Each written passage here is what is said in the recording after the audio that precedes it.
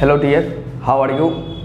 मैं कुमार आनंद आप लोगों का मेरे यूट्यूब चैनल कॉन्सेप्ट वाला इंग्लिश पे आप लोगों का स्वागत करता हूं। आज का हमारा टॉपिक है पार्ट्स ऑफ स्पीच, जिसका जिक्र आप सब पहले भी सुन चुके होंगे और पढ़ चुके भी होंगे। बस मेरा एक ही तरीका रहेगा कि मैं आपको रूल्स ना पढ़ाकर कॉन्सेप्ट के मेथड पे आप लोगों को उतारने की कोशिश करूं। अब जैसा कि आप लोगों को पहले से पता होगा कि parts of speech English grammar की एक रीड मानी जाती है। इसे पढ़ने के लिए आपको इसके एक एक वर्ड के फंक्शन को आपको जानना पड़ेगा कि कौन सा वर्ड क्या फंक्शन कर रहा है और उसका नाम क्या है, उसका कैसे यूसेज होता है, उसका उपयोग कैसे होता है, उसके अलग अलग फंक्शन क्या है। उसके लिए आपको पार्ट्स ऑफ स्पीच एक तरह से आपको इंग्लिश ग्रामर का आपके सामने एक इंट्रोडक्शन पेश करता है कि इंग्लिश ग्रामर को पढ़ने के क्या तरीके होने चाहिए, क्या अप्रोच होने चाहिए और इंग्लिश ग्रामर जो बनाया गया है इसको किस अप्रोच के बेसिस पे इसे उतारा गया है या फिर बनाया गया है। हम लोग आज उसी अप्रोच को सीखने की कोशिश करेंगे कि हम लोग यदि कभी पढ़ना चाहें या सीखना चाहते हैं, जैसे कि आज की क्लास में स्टार्ट करने वाला हूं, तो इसमें हमारा अप्रोच क्या हो सकता है, आपका अप्रोच क्या हो सकता है, औरों का अप्रोच क्या हो सकता है, सबके समझने के क्या तरीके हैं, क्या कमी होती है इंग्लिश सीखने में या क्या चीज़ हमें ज़रूरत होता है, तो वो चीज़ हमें और आप लोगों को जानकारी सिर्फ पार्ट्स ऑफ स्पीच के बेसिस पे ही आपको शुरुआत में मिल सकती है। तो जैसा कि आप लोगों को पता होगा कि parts of speech English grammar में 8 हैं और वो कौन कौन है, जरा नाम बताओ, याद है? चलो फिलहाल मैं बताता हूँ, यदि याद है तो ठीक है, नहीं याद है तो कोई बात नहीं, चूँकि शुरुआत से हमें सीखना ही है तो कोई बात नहीं। तो parts of speech English grammar में 8 रखे गए हैं। सबसे फर्स्ट है noun, second one pronoun, next one adjective, verb, adverb, preposition, conjunction और लास्ट में आता है इंटरजेक्शन। तो 8 है, मैं फिर से नाम को रिपीट कर रहा हूँ। Noun, pronoun, adjective, verb, adverb, preposition, conjunction और इंटरजेक्शन लास्ट में होता है। ऐसे तो मेनली 7 ही इंपॉर्टेंट रहते हैं, मतलब noun, pronoun, adjective, verb, adverb, preposition, conjunction तक ही।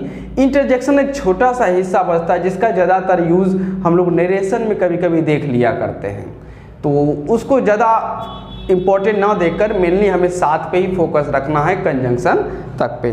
तो चलिए क्लास को स्टार्ट करते हैं और मेरा आपसे एक वादा रहेगा कि मैं आपको अपने तरफ से 100% देने का प्रयास करूंगा और एक नए तरीके से समझाने का प्रयास करूंगा जो आप आम तौर पे बुक्स में नहीं मिल पाते हैं, ध्यान रखिएगा। और सबसे इम्पोर्टेंट, मैं आपको एक भी रूल्स नहीं करवाऊँगा, मैं आपको सारा का सारा कॉन्सेप्ट करवाऊँगा। ओके, तो चलते हैं अपनी एक प्यारी सी क्लास कॉन्सेप्ट वाला इंग्लिश स्टार्ट कर देते हैं। तो हमारा जो पहला टॉपिक है आज का, वह पहला टॉपिक आज हमारा रिलेट करेगा, वह है सबसे पहले नाउन, NOUN, नाउन, जिसे हिंदी में हम लोग संज्ञा कहते हैं। अब ये नाउन क्या होता है, तो अक्सर आप लोगों ने पढ़ा ही होगा नाउन क्या हो सकता है। तो हमें ज़्यादा लॉन्ग डेफिनेशन में जाने की ज़रूरत नहीं है, हम शॉर्ट डेफिनेशन में ही चलेंगे, क्योंकि हमें अंडरस्टैंडिंग पावर अपने आप की डेवलप करनी है, ना कि उसके डेफिनेशन को याद करना है। अक्सर जो 4-5 क्लास के बच्चे होते हैं उनको डेफिनेशन याद करवाया जाता है, क्योंकि उनके एग्ज़ाम में आते हैं डेफिनेशन, जैसे पूछा जाता है what is noun, what is pronoun, what is adjective. हम लोगों के एग्ज़ाम में इतने ज़्यादा कोई इम्पोर्टेंट है नहीं, हम लोगों को सिर्फ अपनी अंडरस्टैंडिंग पावर बढ़ानी है।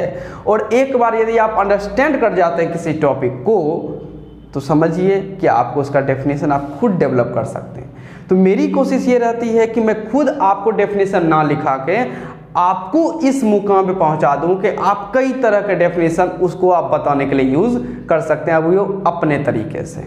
ओके, तो मेरा काम है कि खुद को मजबूत ना करना बल्कि आप लोगों को मजबूत करना, और मेरे सभी स्टूडेंट्स को ये पता होने चाहिए और होंगे भी जो क्लास में स्टडी करते हैं कि मैं खुद को मजबूत ना करके उनको मजबूत करना चाहता हूँ। इस बात को ध्यान रखें। आपको कभी इंग्लिश से प्रॉब्लम होगा तो मैं आपको मजबूत करना चाहता हूँ कि आप बार बार मेरे पास ना आएँ, आप अपनी प्रॉब्लम को खुद ही डील कर लें, और उसका तरीका एक ही हो सकता है कि आप हर एक टॉपिक के कॉन्सेप्ट को पहचान लें। तो मेरा उसी तरीके पे जोर रहता है, ओके, और उसी टॉपिक को लेकर मैं आगे भी बढ़ रहा हूँ।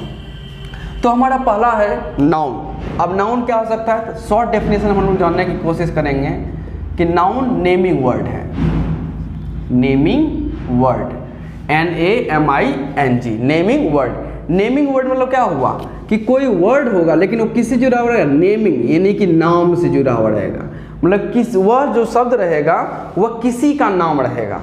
नेमिंग वर्ड किसी का भी नाम हो सकता है जिसको आप कहना चाहें, जैसे कि white board, marker, mic, T shirt, shirt, pant, trousers, bench है, स्टूडेंट्स, वहाँ कुलदीप बैठा हुआ है, खुशी, जो भी, अविनाश, अनिकेत, अंकित, तन्नू बैठी हुई है यहाँ पर।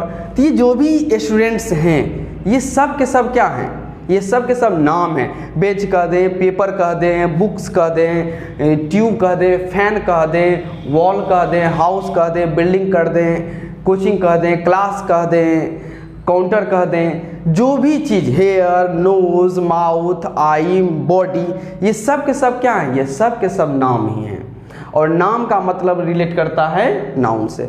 यदि कभी भी आपसे नाउन के एग्जाम्पल से यदि पूछे जाते हैं तो उसके लिए बच्चे क्या करते हैं, वो याद करते हैं कि जो टीचर ने लिखाया होगा कॉपी में या बुक्स में जो लिखा होगा। उतना दूर जाने की मेरे अनुसार तो ज़रूरत नहीं होती मेरे प्यारे बच्चों। उसके लिए आप सीधी सी आप अपने बॉडी को एक बार देख लें, आप अपने आसपास की चीज़ों को देख लें, ढेर सारे नाउन रखे पड़े हैं। ओके, माइक बोलिए, मार्कर बोलिए, व्हाइट बोर्ड बोलिए, ट्यूब बोलिए, बल्ब बोलिए, fan, wire, bench, marker, tripod, mobile, जो भी बोल, एनीथिंग एल्स, जो भी आपके आसपास जितने भी चीज़ें दिख जाएं सब के सब नाउन हैं। तो नाउन के एग्जाम्पल्स लिखने या बोलने में आपको ज़्यादा सोचिए नहीं, आपके पास जो आसपास की चीज़ें धड़ल्ले से सारी चीज़ें बोल दीजिए। किसी की एक बॉडी को देख लीजिएगा तो जितना वो पहने हुए उसका जो एक एक बॉडी का पार्ट्स है सबके नाम बोल दीजिए, नाउन के एग्जाम्पल है। ओके, तो नाउन के एग्जाम्पल बोलने में कभी डरिए नहीं।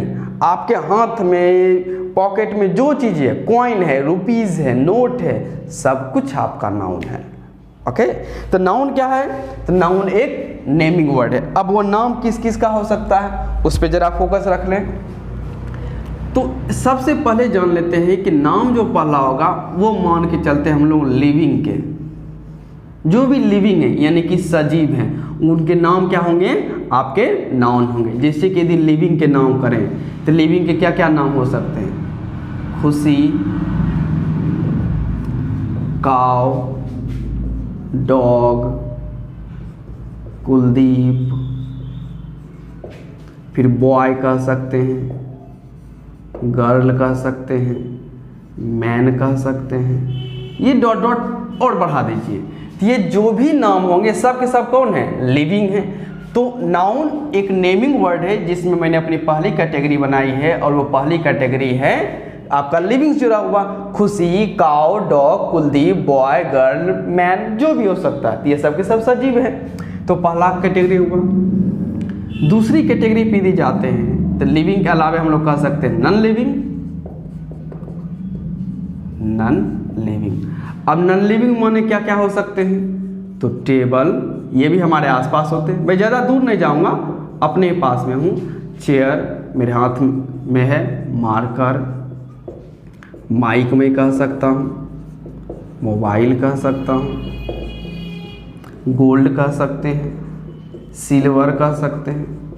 तो ये सारी की सारी चीज़ें हैं, ये सारी चीज़ें क्या हैं, नॉन लिविंग के भी नाम हैं। तो नाउन एक नेमिंग वर्ड है। नाउन किस किस का नाम हो सकता है, तो लिविंग का, और लिविंग में जो जो थे आपके Khushi, cow, dog, Kuldeep, boy, girl, man. फिर आते हैं नॉन लिविंग में। नॉन लिविंग क्या क्या हो सकते हैं, तो table, chair, marker, mic, mobile, gold, silver. तो ये सब के सब नॉन लिविंग में। और भी आपके आसपास नॉन लिविंग हो सकते, जैसे कि बेंच है, टी शर्ट है, फिर हैंड वॉशर है, जो भी टॉवेल कह दीजिए, आपके बाइक के की चाबी हो सकती है, खुद बाइक भी हो सकती है नॉन लिविंग। तो वो सब के सब इस कैटेगरी में आप रख सकते हैं। तो हमारे नाउन नेमिंग वर्ड यानी नाउन के दो कैटेगरी मैंने अभी तक बांटे हैं। पहला आपका लिविंग से रिलेट किया, दूसरा आपका नॉन लिविंग से। और तीसरा जो रिलेट करता है वो तीसरा हम लोग कहते हैं फील ओनली। फील ओनली, जिसे सिर्फ आप फील कर सकते हैं यानी कि महसूस कर सकते हैं। तो जैसे कि सबसे पहले कह देते हैं हेट, नफरत करना किसी से, तो इसका प्यारा सा एक शब्द अपोजिट भी है लव, किसी से प्यार करना। हम लोग अपने भाई बहन मम्मी पापा, मैं अपने स्टूडेंट से करता हूँ क्योंकि मेरे लिए स्टूडेंट्स ही मेरे लिए सब कुछ हैं, तो मुझे मेरे लिए सारे के सारे लव वही हैं। तो हेट, लव, काइंडनेस, दयालुता दिखलाना किसी के प्रति, गुडनेस, अच्छाईपन कर सकते हैं। तो ये सारे की सारी चीज़ें क्या होते हैं, सब के सब आपके उसी से रिलेट कर सकते हैं। ट्रूथ कह दीजिए, सच्चाई, ऑनेस्टी, ऑनेस्टी के फिर अपोजिट डिसऑनेस्टी हो जाएंगे। तो ये सारे के सारे चीज़ क्या है, फील ओनली, इसे सिर्फ और सिर्फ हम लोग फील कर सकते हैं। जैसे कि कोई किसी से यदि नफरत करता है तो वो नफरत दिखता थोड़ी है, कहीं रखा हुआ तो नफरत नहीं है, वो तो आप फील कर सकते हैं किसी के बोलने के ढंग से, बिहेवियर से, आँख के मूवमेंट से कि किस प्रकार से वो क्या चीज़ बिहेव कर रहा है। उसी तरह जिस तरह से हेट दिख सकता है तो लव के दिखाने के भी वही तरीके हैं। तो हेट और लव सिर्फ आप महसूस कर सकते हैं कि किससे आप कितना ज़्यादा कर सकते हैं, दिखा तो सकते नहीं। जिसे कहा जाता है सीना चीर के दिखा दें, नहीं मिलेगा। वो फील है, जिसने फील कर लिया उसने समझ लिया, जिसने नहीं फील किया वो कभी समझेगा ही नहीं, चाहे वो हेट हो या चाहे लव हो। काइंडनेस, इसे भी आप फील नहीं कर सकते हैं, बस किसी को देखकर आप बता सकते हैं।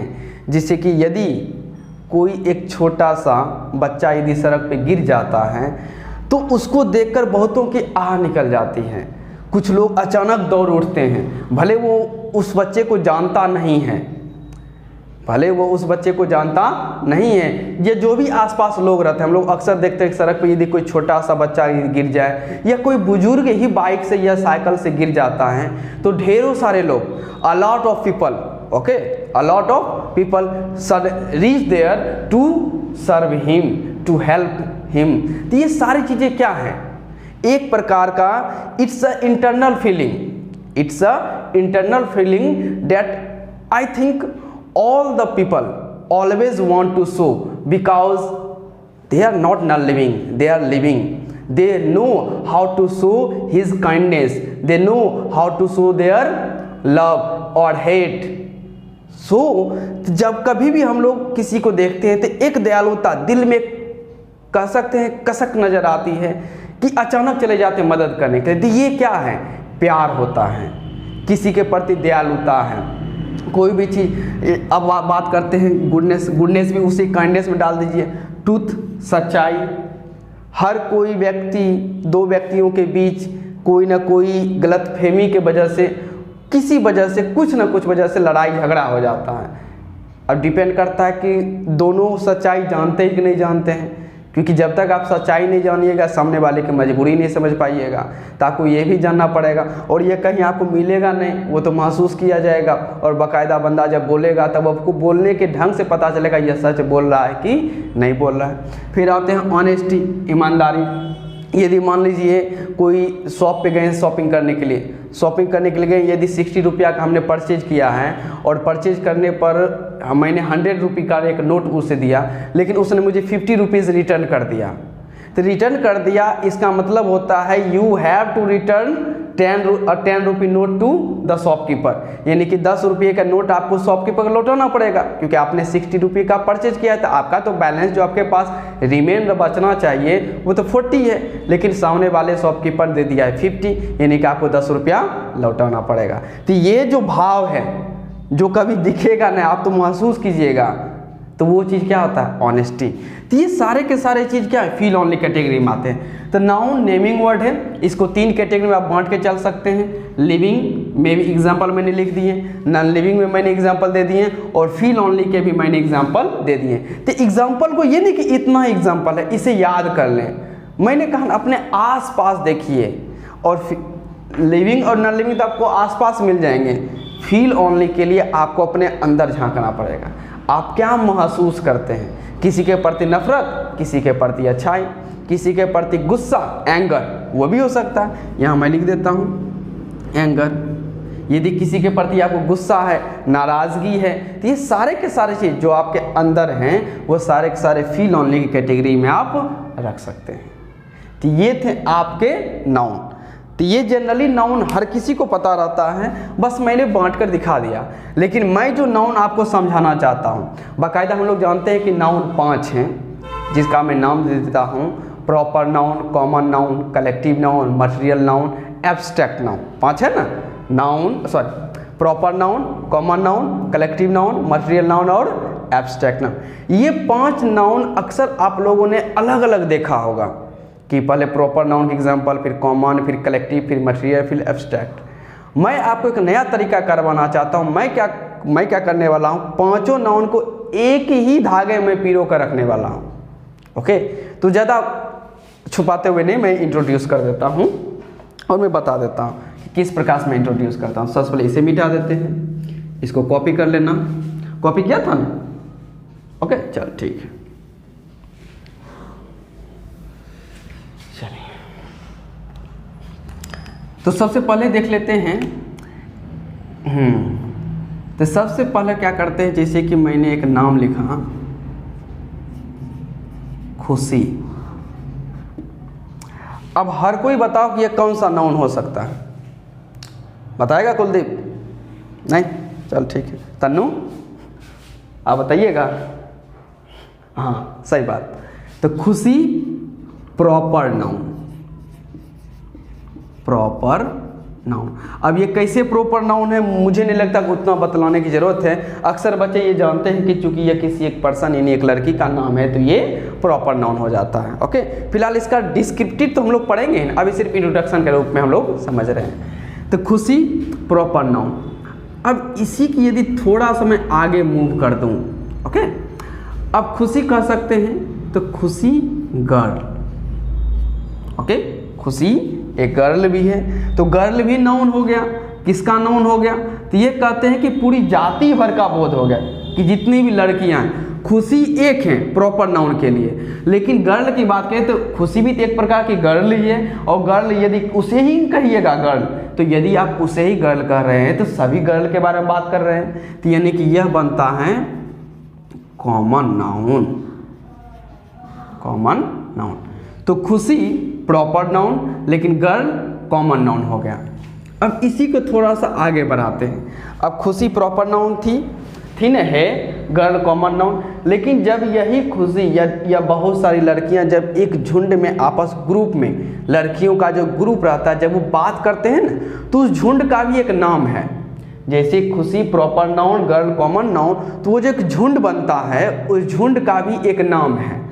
और वो नाम क्या होता है? लड़कियों के झुंड को हम लोग बेबी कहते हैं, BEVY जी। लड़कियों के झुंड को हम लोग क्या कहते हैं? बेबी। तो वो क्या हुआ, उस पार्टिकुलर वो गर्ल्स के ग्रुप का नाम हुआ जिसे हम लोग कहते हैं बेबी।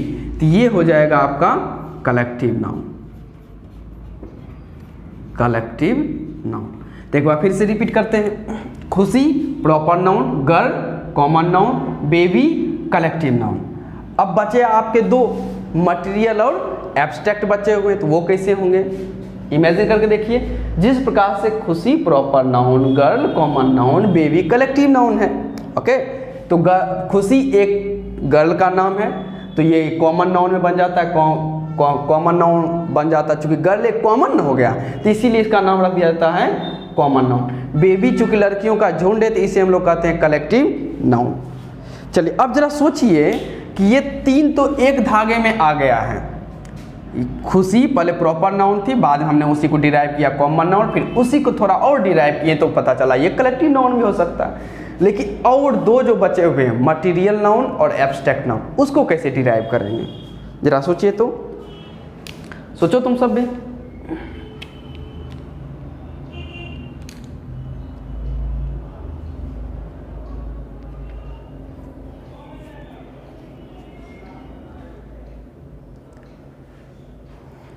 चलिए, तो मैं बता देता हूं।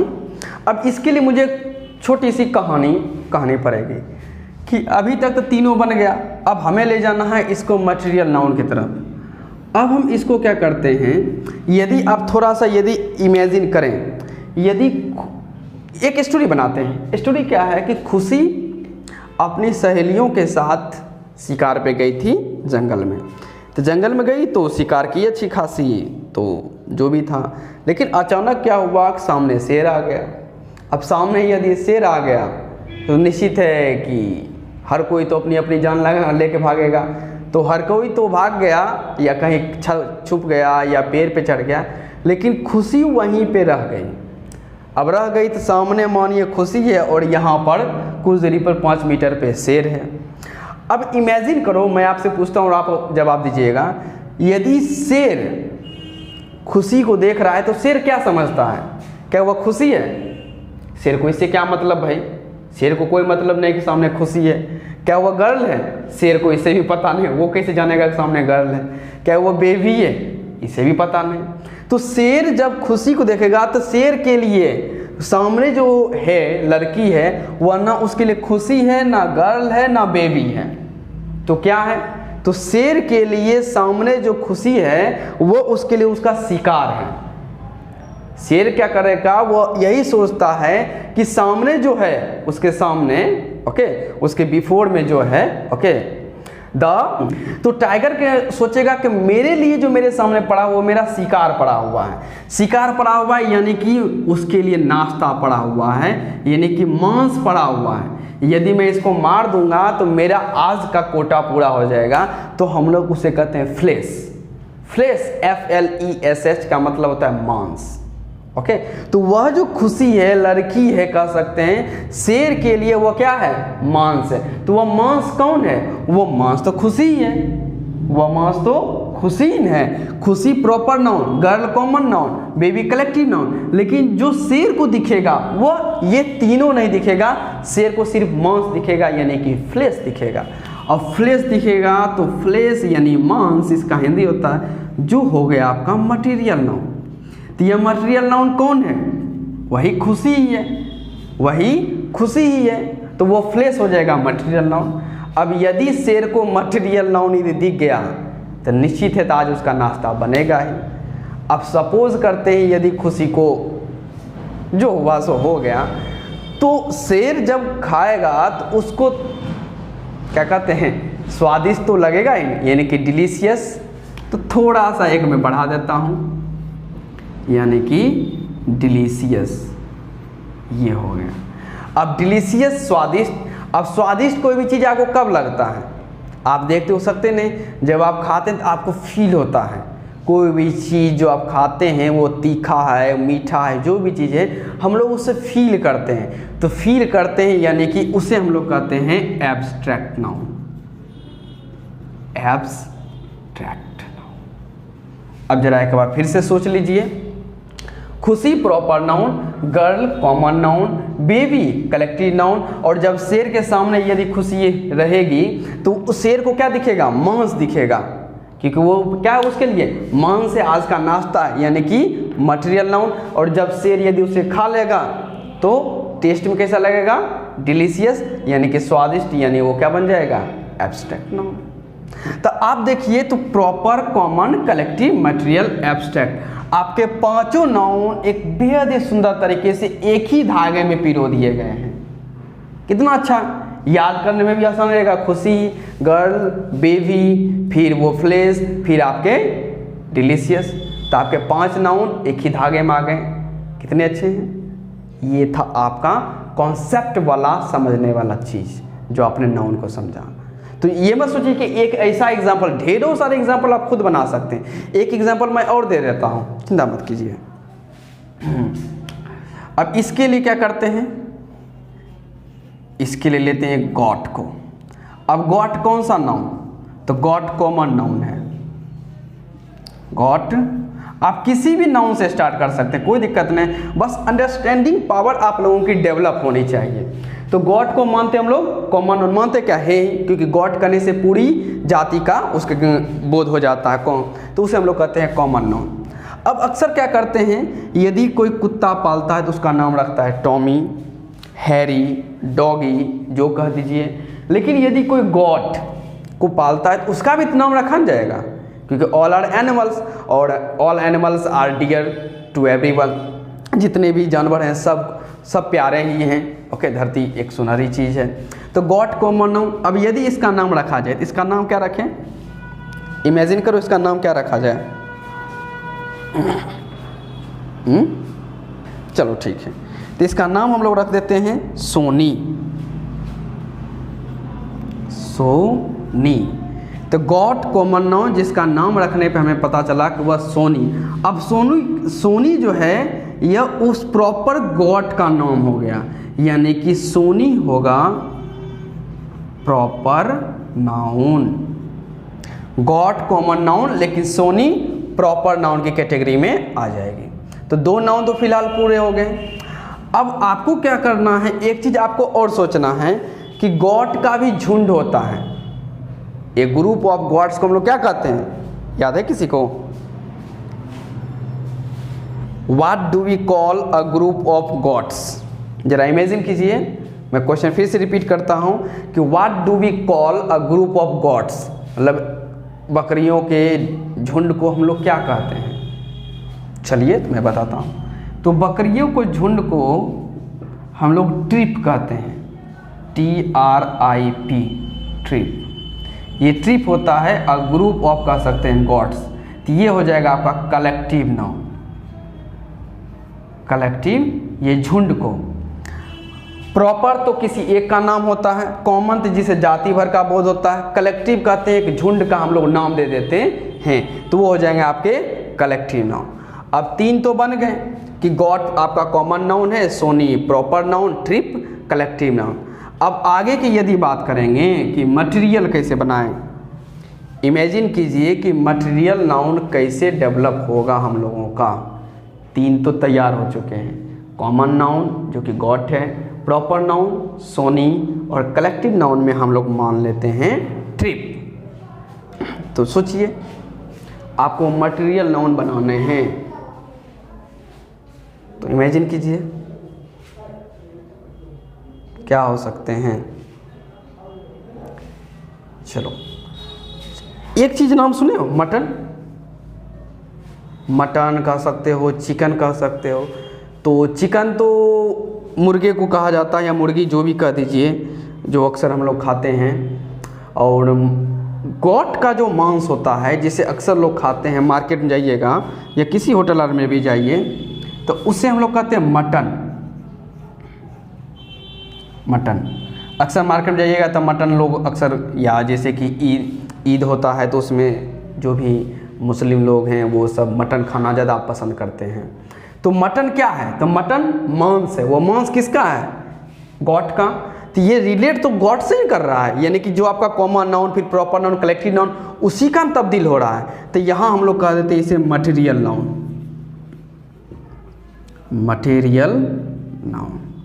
तो चार तो हो गए आपके, common noun, proper noun, collective noun और मटेरियल नाउन। अब आगे बचा एक एब्स्ट्रैक्ट नाउन। अब यदि जैसे कि हम लोग कभी होटल में जाते हैं और मटन कोई ऑर्डर करता है और खाता है, मैं तो पर्सनली नहीं खाता हूँ, तो जो भी खाता है फिर उससे क्या लगेगा, फिर वही सेम एज जो शेर को लगा था डिलीशियस, हमें भी लगेगा डिलीशियस, या कह सकते हैं प्लीजेंट, बड़ा सुखदाई लगा, अच्छा लगा। तो डिलीशियस, टेस्टी भी लिख सकते हैं, प्लीजेंट लिख सकते हैं, जो भी आप जैसा स्वाद कहिएगा, डिलीशियस। तो ये हो जाएगा आपका एब्स्ट्रैक्ट नाउन। एब्स्ट्रैक्ट, सोचिए कितनी एक और खूबसूरत सी चीज़, god common noun, Sony proper noun, trip collective noun, mutton material noun और डिलीशियस आपका एब्स्ट्रैक्ट नाउन। तो मैंने दो एग्जाम्पल लिखे हैं और दोनों एग्जाम्पल सम करने का मेरा तरीका था, और उस तरीके से हमने क्या पांचों नाउन को एक ही धागों में हमने पिरो कर रख दिया है। तो कितनी बड़ी प्यारी सी चीज़ नज़र आ रही है। तो आपको जो याद रखना है, आपको इसी तरीके से याद रखना है। कोई भी चीज़ एक को पकड़िए और थोड़ा सा यदि दिमाग में स्ट्रेस डालिएगा तो आप आराम से उसको डेवलप कर सकते हैं पांचों में। आपको अलग अलग याद करने की कोई ज़रूरत नहीं होती है। तो इसे कोशिश कीजिएगा अपने नोटबुक में, और आप लोगों को ये होमवर्क भी दे दिया जाता है कि वो होमवर्क में आप लोग क्या काम कीजिएगा कि आप सिर्फ एक ही काम कीजिएगा कि किसी भी तरीके से एक या दो एग्जाम्पल कीजिए, और उस दोनों एग्जाम्पल को या 3 एग्जाम्पल कीजिए, लेकिन इसी तरीके से धागे में पिरोने का आप काम कीजिए तो बेहतरीन रहेगा। तो ये था आपका नाउन का इंट्रोडक्शन, जिससे हमने पहले देखा कि लिविंग हो सकता है, नॉन लिविंग हो सकता है, फिर हमने कहा फील ओनली, फिर जो हम लोग अक्सर 5 नाउन देख लेते हैं, उस 5 को मैंने एक ही धागे में पिरो कर रख दिया है। तो इसी तरीके से आप लोग भी याद करें। ओके, तो नाउन समाप्त हुआ, हम लोग आगे प्रोनाउन की तरफ मूव करते हैं।